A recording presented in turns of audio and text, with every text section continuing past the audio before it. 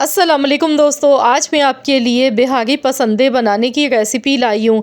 आज हम बहुत ही स्पेशल मसालों के साथ बनाएंगे बिहारी पसंदे। क्या आपने कभी इस तरीके से पसंदे बनाए हैं? अगर नहीं बनाए हैं तो एक बार ज़रूर बनाकर देखिएगा। यकीन मानिए उँगलियाँ चाटते रह जाएंगे और आप इस रेसिपी के फ़ैन हो जाएंगे। तो चलिए हम देख लेते हैं किस तरीके से बिहारी पसंदे बनाए जाते हैं। इसके लिए गोश्त मैंने यहाँ पर लिया था आधा किलो बीफ का गोश्त है। तो जब भी आप गोश्त की दुकान से गोश्त ख़रीदें तो आप बता दें कि हमें पसंदों का गोश्त चाहिए, तो वो ख़ुद आपको इस तरीके से पसंदे काट कर देंगे। तो इस तरीके से पतले पतले से इसके पार्चे होते हैं, इस तरह से आपने ये लाने हैं। इसके बाद आपने इन्हें सिल्का बट्टा ले लें या हैमर ले लें इस तरह से। तो आपने इस तरह से इन्हें कुचलना है ताकि ये मज़ीद और फ्लैट हो जाएं, क्योंकि इन्हें हम दम की आंच पर बनाते हैं। हल्की हल्की स्लो आंच पर, ये दम वाली आंच पर पकते हैं। इन्हें मैरिनेट पहले से किया जाता है।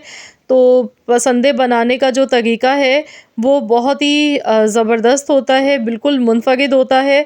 और ये सालन बहुत ही मज़ेदार बनके तैयार होता है, क्योंकि ये बिल्कुल एक डिफरेंट रेसिपी है।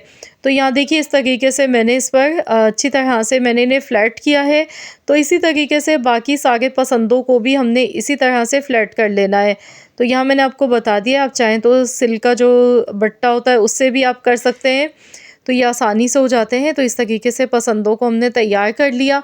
अब यहाँ इसकी मैरिनेशन बना के हमने तैयार करनी है। इसके लिए सबसे पहले पिसा हुआ लहसुन अदरक का पेस्ट, इसमें 1 टेबल स्पून मैंने डाला है।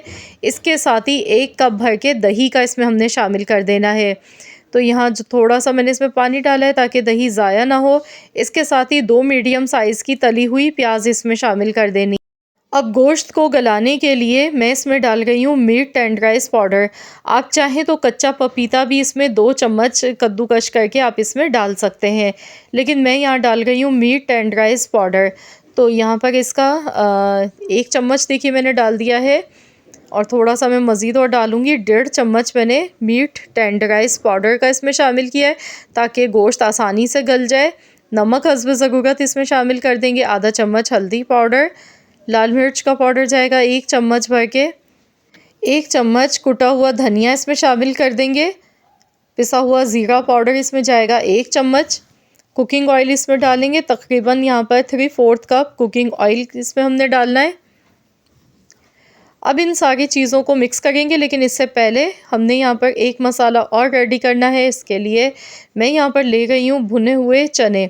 भुने हुए चने हैं मेरे पास तकरीबन आधा कप के बराबर।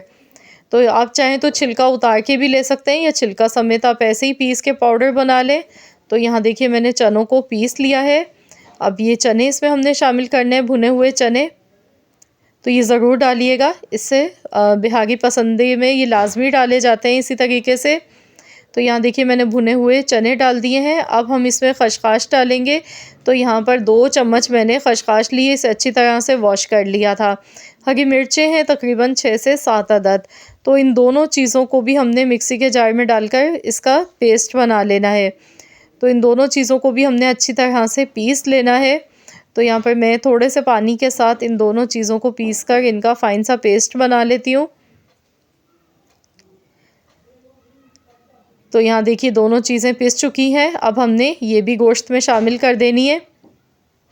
तो यहाँ पर बिहारी पसंदों का जो मसाला है वो बिल्कुल तैयार हो चुका है। मिक्सी के जार में जो लगा रह गया था मसाला, वो भी मैंने आधा कप पानी डालकर इसमें शामिल कर दिया है। अब मैं इन सारी चीज़ों को अच्छी तरह से मिक्स करूँगी। तो गोश्त में ये सारे मसाले आपने अच्छी तरह से मिक्स कर देने हैं।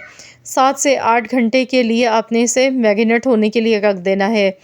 अगर आपके पास टाइम कम है तो आप इसे 2 से 3 घंटे लाजमी रखिएगा, नहीं तो आपने इसे 7 से 8 घंटे तक लाजमी रखना है गोश्त में ये मसाले लगाने के बाद।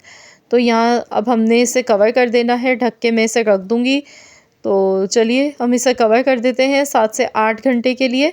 उसके बाद फिर मैं आपको बताती हूँ कि अगला स्टेप हमने क्या करना है।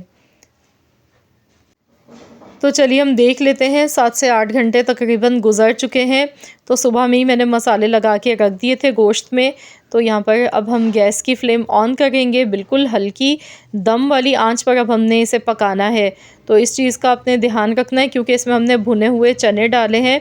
तो उसकी वजह से ये मसाला नीचे लग जाता है। तो इसीलिए आपने बिल्कुल हल्की धीमी दम वाली आंच पर इसे पकाना है तकरीबन 40 से 45 मिनट तक।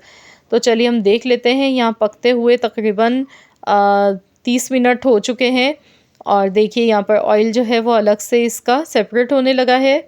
मसाला देखिए कितना बेहतरीन सा इसका बन रहा है, बहुत ही लजीज और बहुत ही मज़ेदार पसंदे ही बनते हैं।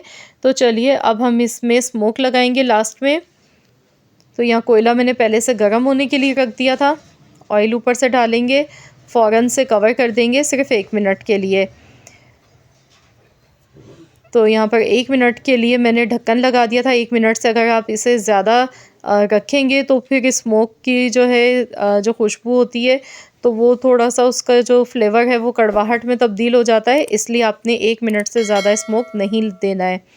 तो हमारा मकसद था सिर्फ खुशबू इसकी आ जाए। तो बहुत अच्छी तरह से इसमें खुशबू आ चुकी है। अब यहाँ पर लास्ट में आपने पुदीने के पत्ते थोड़े से डालने हैं, इसमें हरी मिर्चें। तो इस रेसिपी में हरे धनिए का इस्तेमाल नहीं होता है, पुदीना इसमें लाजमी डाला जाता है। तो यहाँ देखिए माशाल्लाह अल्हम्दुलिल्लाह इतनी ज़बरदस्त इसकी खुशबू आ गई है। आप इसकी लुक चेक कीजिए, मसाला देखिए कितना मज़ेदार ये बनके तैयार हुआ है सालन। और गोश्त भी बहुत अच्छी तरह से मुलायम एकदम गल चुका है मक्खन की तरह, क्योंकि हमने इसे मैरिनेट काफ़ी टाइम के लिए किया था। तो इसी वजह से गोश्त भी बहुत बेहतरीन सा इसका गल चुका है। तो अब इसे हमने पुदीने के पत्तों से और साथ में हरी मिर्चों के साथ गार्निश किया है। तो लीजिए जनाब, हमारे बहुत ही लजीज और बहुत ही उम्दा बिहारी पसंदे बनके तैयार हो चुके हैं, जो कि खाने में बड़े ही लाजवाब बने हैं। आप इसे गर्मा गर्म चपाती के साथ खाइएगा या फिर आप इन्हें पूरी पराठों के साथ सर्व करें, यकीन मानिए आपका बस नहीं चलेगा कि बस खाते ही चले जाएं। पेट भर जाएगा लेकिन नीयत नहीं भरेगी। बहुत ही लाजवाब ये सालन बनके तैयार होता है, इसका जायका बहुत उम्दा होता है। तो मुझे पूरी उम्मीद है कि इंशाअल्लाह ताला मेरी ये रेसिपी आप सबको बेहद पसंद आई होगी। अगर आपको मेरी आज की ये रेसिपी पसंद आई है तो वीडियो को आप लाइक ज़रूर कीजिएगा, शेयर भी कर दीजिएगा अपने दोस्तों के साथ और फैमिली मेम्बर्स के साथ। और आप मुझे ज़रूर बताइएगा कमेंट्स में कि आप किस सिटी से, किस कंट्री से मेरी इस वीडियो को वॉच कर रहे हैं। मैं हमेशा आप लोगों के कमेंट्स रीड करती हूँ और जवाब भी देती हूँ। अगर आप मेरे चैनल पर नए हैं, आपने अब तक मेरे चैनल को सब्सक्राइब नहीं किया है, तो मेरे चैनल को भी ज़रूर सब्सक्राइब कर लीजिएगा और साथ ही में दिए गए बेल आइकॉन को भी प्रेस कर दीजिएगा, ताकि आपको मेरी हर नई आने वाली वीडियो का नोटिफिकेशन सबसे पहले फ्री में देखने को मिल सके। तो फिर मिलते हैं इंशाअल्लाह ताला एक और नई रेसिपी के साथ। तो जब तक के लिए अल्लाह हाफ़िज़।